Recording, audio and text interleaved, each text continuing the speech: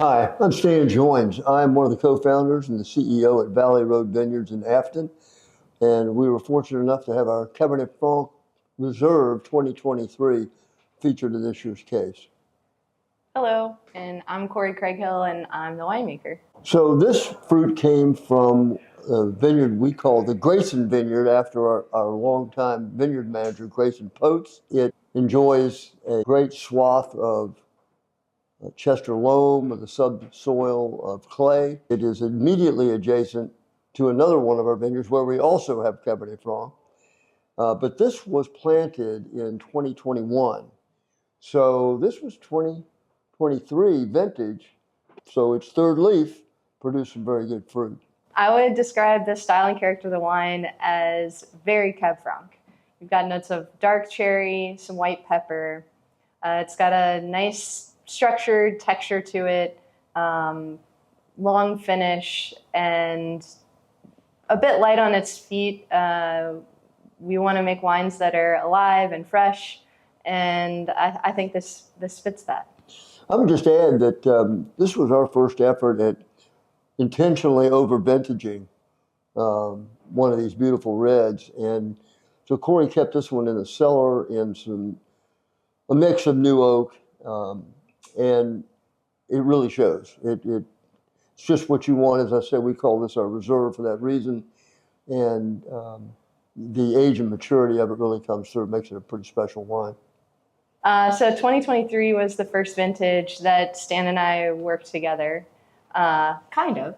And I actually met Stan back in 2013 when I was the assistant at another winery. And we reunited in 2023. So we didn't actually know how, as Stan already mentioned, we didn't know how the fruit was going to come across. I had never worked with any of Valley Road's fruit before, so everything was new.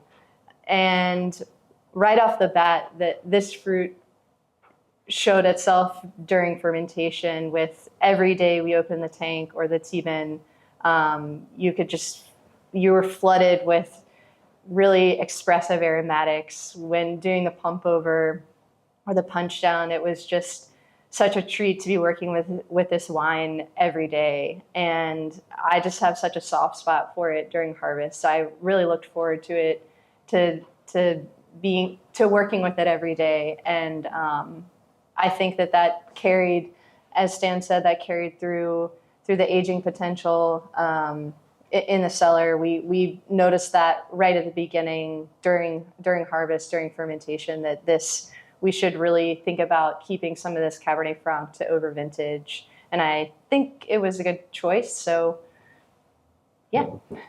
Well, of course, we're delighted at the recognition for our vineyard manager, our winemaker, and just the quality of our wine, of course.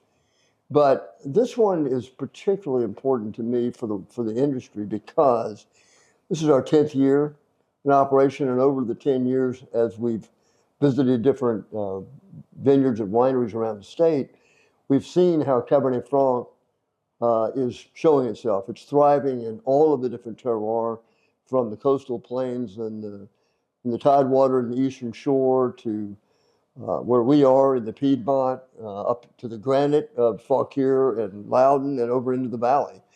And they're not all the same because the terroir is so different, but yet we're thriving.